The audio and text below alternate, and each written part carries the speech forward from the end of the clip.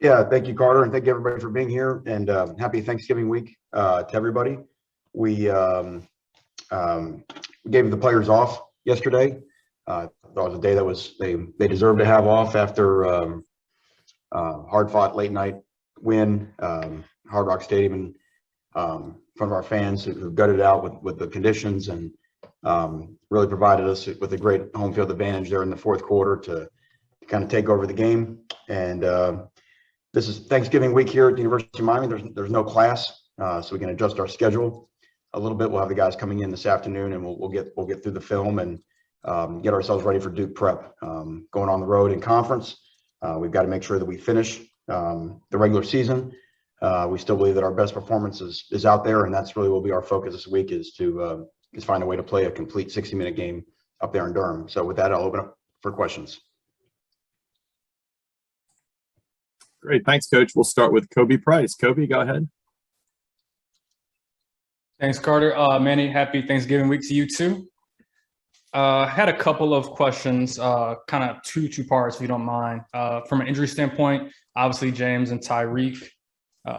James didn't play. Tyreek seemed like he was limited. I guess, do you have an update on them? Yeah, James is going to need surgery.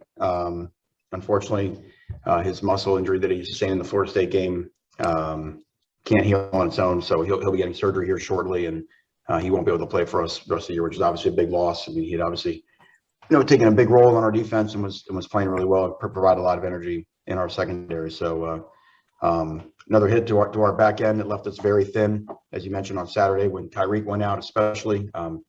Tyreek, we think there's a better chance of him playing this weekend and moving forward. Yeah, I mean, Amari Carter went back to safety last week and filled in. I thought he played very well, and his versatility, godsend to us. And we will have to manage with what we have, which is kind of what we've done all year. And the second question I had was, we asked you about being the defensive coordinator last week. Just wanted to ask, what's been the biggest challenge, of the dual role, being the head coach and defensive coordinator? And if you have the hindsight of 11 games, would you make that same decision again of taking on the dual role? Thank you. With the hindsight, well, to me, when you're in a decision-making role in any capacity, in any type of leadership capacity, you make the information, you make a decision with the information that you have at the time. And with what we had with the decision that was presented in front of me, with all the different information and all the different ways that it could go, I absolutely would have done it again. I don't feel logistically that there was any struggles of working both roles. So, I mean, this year defensively, obviously it's not been to our standard, not been the standard of in the time that I've been here at this school. But there's a lot of reasons for that, some that we can discuss externally and some that we don't. But the main thing is are we improving? Are we getting better? And are the guys playing hard? And I think all those things are true. So, like I said, we've got a 60-minute performance that's still out there, and hopefully it shows up this weekend at Duke. Next, we'll go to Tim Reynolds. Tim, go ahead. Thanks, Carter. Hi, Manny. Happy Thanksgiving week to you. It's obviously Duke's last game this weekend. Is there an additional challenge when you're going to face some guys? I mean, it's not his oldest team, but it's not a real young team up there either. There's some guys that are going to play football for the last time on Saturday. How much does that add to the challenge when guys are going to be facing, this is the last chapter, the last act for some of those guys? Can that make this game even tougher? Of course. I mean, yeah. I mean, there's always that sense of urgency, with all players. I mean, look, college football players work extraordinarily hard throughout the off season, and you get, we don't get 162 or 82. We get a finite number of games, and so if I'm a wideout, getting another touchdown catch, if I'm a D lineman, logging another sack. I mean, this is kind of, sort of the last chance that, as you mentioned, these guys get again until the fall. So I think you always see that sense of urgency that can pop up in a game like that. You have some guys, as you mentioned, that it's their last time through. We saw what it meant to our seniors at their last home game. This will be their senior night. We've obviously, by the rare or the unique scheduling quirk, we've been up there now 3 years in a row to end the season. Well, I guess last year didn't quite end the season. Same time of year, I would say. Look, when one thing we've learned in the time at Miami is you always expect everybody's best shot. I mean, when Miami rolls into town, it's always a big deal when people play Miami, and we suspect this will be no different. And finally, do you even amongst your staff, and you probably don't bring it up with players too often, but when you have staff meetings, when you're in there with the offensive coaches or whatever, Tyler's doing things that have never been done here. And, this place was called Quarterback U once upon a time, and he's doing things that nobody's ever done. Do you guys ever talk about, places in history and stuff like that, or is it something for after the season? Probably after, Tim, but also I think you have to respect different eras, more snaps in the game, certainly often, the game tilted towards offensive football, but tempo, those type things. I think it's phenomenal that we have an offensive system now here at the University of Miami that, can create the type of numbers, not just for quarterback, but you look at, the guys like Rambo, who's got a chance to break records. Harley's got a chance to break, career records here at the University of Miami. And that's, you want to be able to recruit to that. And you want to be able to going forward, to set a lot of offensive records with what we're doing. So, but yes, it has been impressive what Tyler's done, and he deserves a lot of credit. But as I mentioned too, is that I think everybody's playing very well around our quarterback, and we have a much more well-balanced offense than we had for sure at the beginning of the season, and absolutely more so than a year ago. Thanks, Manny. Happy Thanksgiving again. Thanks, Tim. Next, we'll go to Matt Shodell. Matt. Hey, Manny. Wanted to ask a question that I guess you don't get asked much about. The punter. So Lou Headley was at senior day, and I know he's only a redshirt junior. Like, is he definitely leaving? And then if he is, what would you envision the plan is next year? Because I guess the backup you guys list, Gask, is also a redshirt senior. Is it Nelson Foley for sure? Do you bring in a guy? Like, what's sort of the plan there if you were looking ahead? Yeah, Nelson was brought in to be the next guy in line. Louis did decide to go through senior day. There was still a little bit of I would say the door is not completely shut, and I don't want to speak for him on him returning a year from now. I do also have to brag on Matthias. Matthias Gask is a phenomenal punter. He really is a talented young man who we've been fortunate to have in the program the last couple of years. But yeah, I mean, I think Nelson, when we recruited Nelson originally, and gave him a spot going forward, it was to be that he would be here for when Louis departed. And but like I said, we'll leave that up to Louis. My conversation with him last week was he's been so good to us, and we want what's best for him. And I know he loves it here and enjoys being here. So we'll find out kind of how that plays out over the next 3 to 4 weeks. Next, we'll go to Manny Navarro. Manny, go ahead. Hey, Manny. I'm curious how Tyler Van Dyke is feeling. We know he took that hit or slip or whatever in that wet mess. Just his left knee, how he's doing.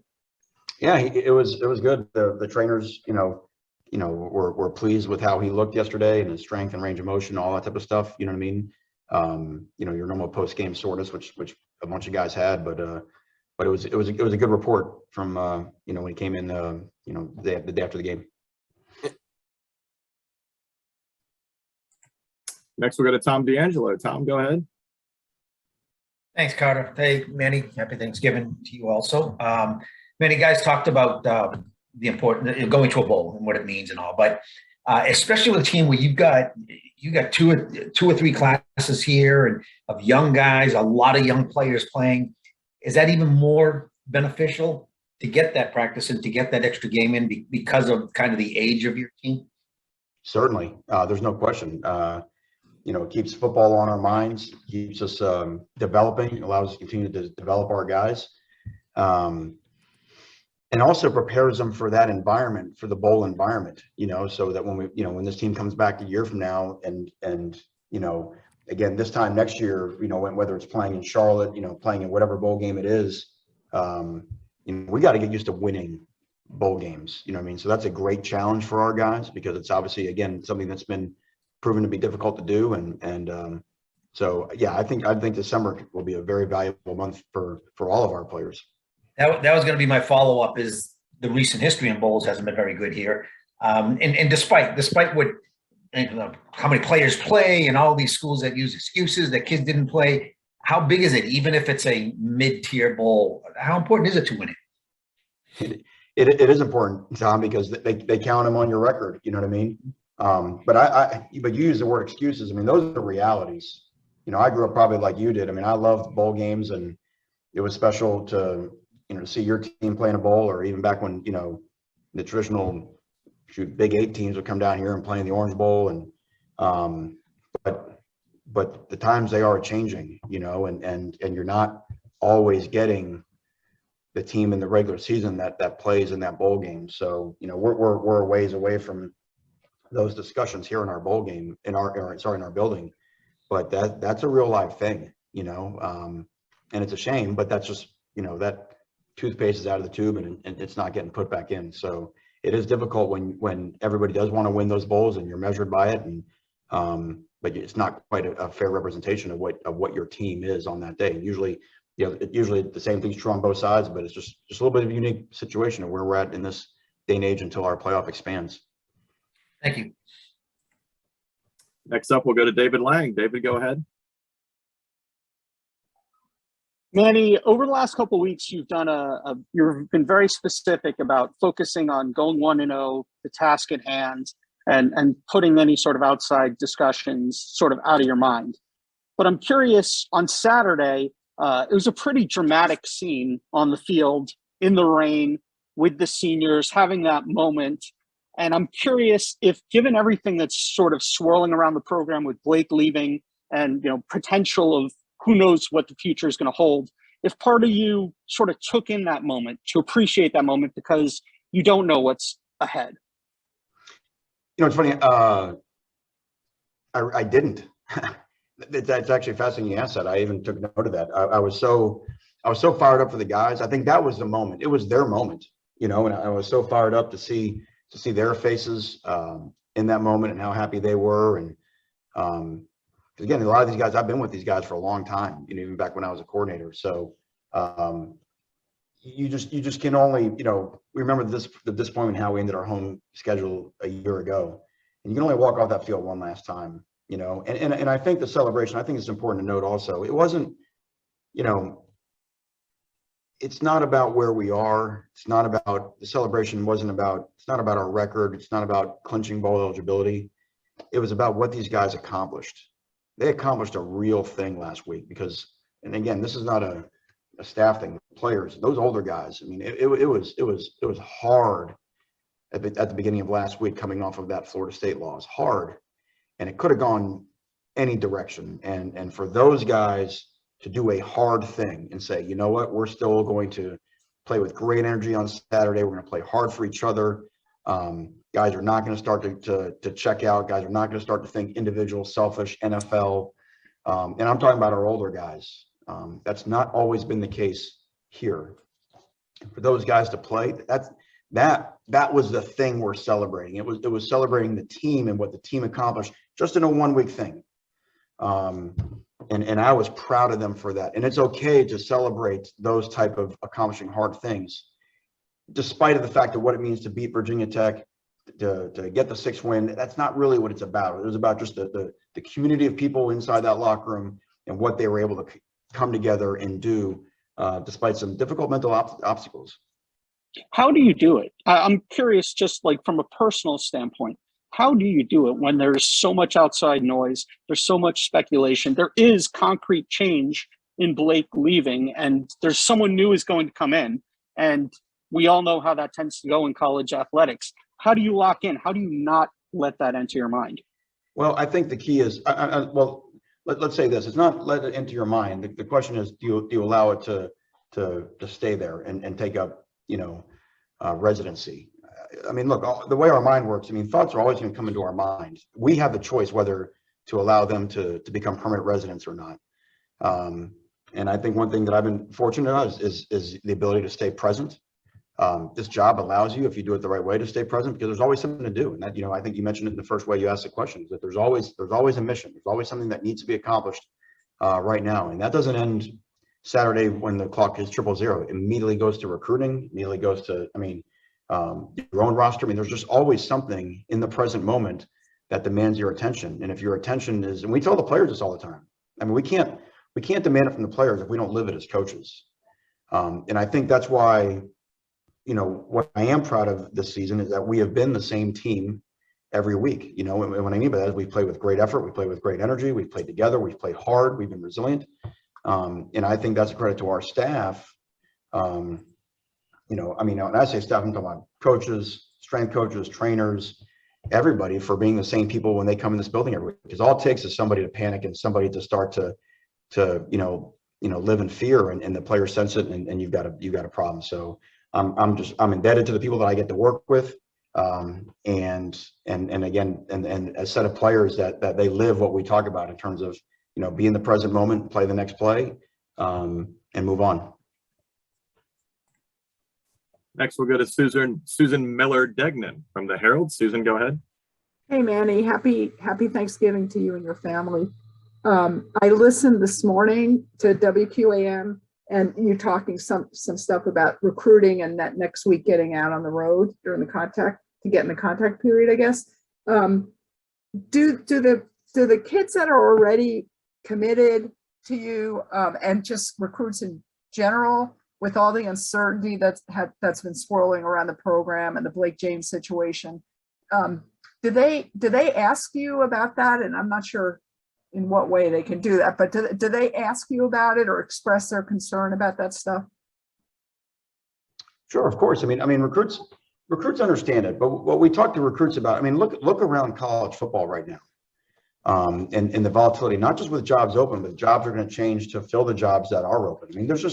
It's a very, very volatile time, and there's a lot of things happening. It's one of the kind of, really silly things about our schedule is that we stick a signing day, in 2 weeks right after, jobs open, close. The whole type of deal. So it puts recruiting in a terrible bind. But at the same time, we've had great responses, and we've had players who committed to other schools. I'm talking about like top schools, who have called us and say, Coach, we're not so sure. We kind of want to come back and see Miami again this December. We had phenomenal recruits at the game on Saturday. Big time guys, commits, guys not committed who we think are on the cusp of committing. So, I think they look at us the same way that our players look at us. They want to make sure that we're the same people every week. They want to understand. They see the team. They see a team that's improving. They see the way we played in the second half of the season compared to the way we played in the first half of the season. But more than anything, they see themselves on the field. When they see Avante Williams out there, or when they see Brashard Smith, making big time plays, and young guys and Tyler and the whole deal. They see themselves, because they say, okay, I see young guys out there doing it and making plays, and they start to see what they start to see how the change is coming at Miami. You know what I mean? And what these last two recruiting classes have done to us. So. I think that's how you manage it. Thanks. Got time for two more. We'll go to Brian London. Brian, go ahead. Hey, Manny, we hope you have a wonderful Thanksgiving. You talked about the defense earlier when someone asked you about, I think it was Kobe asked you about, managing being head coach and defensive coordinator. As you look at the defense and maybe it not playing up to the expectations you had, what's the big picture fix on that? Is that an influx of talent through recruiting or the portal? Is it scheme? Is it coaching? What are your plans as far as big picture goes to get that where you want it to be? Yeah, it's an entire 360-degree analysis that you do at the end of the year. The thing that stands out this year has been inconsistency. We've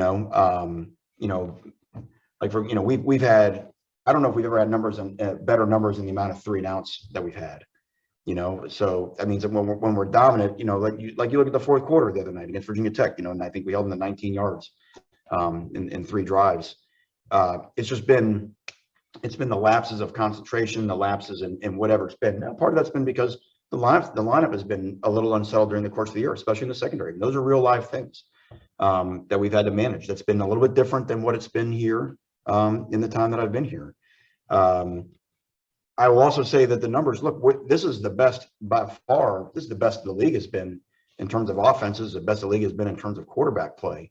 So that's a part of it as well, so we're not happy with where we are. I think when you have both roles in terms of the head coach and defensive coordinator, you're still concerned with the number one stat, which is wins. We're not happy with the number of wins, and our defensive performance early in the season help contribute to some of that. So, but I think every coach, no matter what you're doing, you're always trying to say, are we trying to find a way to improve? We're trying to find a way to get better. And some of that has come through lineup changes. Some of that has come through, guys understanding what we're doing a little bit better. But we're constantly been faced with adversity. Now it's, James going out, Marvin come back and Avante, all of a sudden, playing a humongous role. And, you saw it with corners.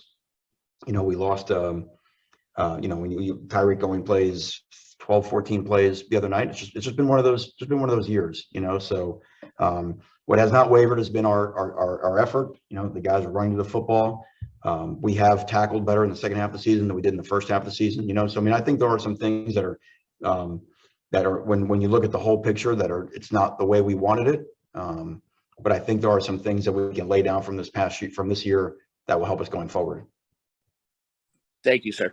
And actually, and one more, and again, remember, we're playing, and this is again a thing across college football, is that we're gonna play more snaps. The way you practice when you go up tempo and that type of thing, and that's fine too. You know what I mean? So all of those things, so many different little things, factor into to defense performance. But that's the way we want our program to be.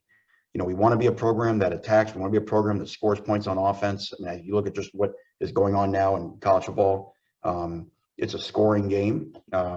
We know that being more consistent on defense and allowing less explosive plays can allow us to keep the score down, that's been our issue. Our scoring defense has been the biggest issue this year. So our players see it, our coaches see it, and it's something that we're always striving to get better at. And we'll wrap up with Daryl Street. Or Daryl, go ahead. Coach, how you doing? Happy Thanksgiving to you and your family. I got a question. In the last 15 years, the Miami Hurricanes have been first in recruiting in the Coastal.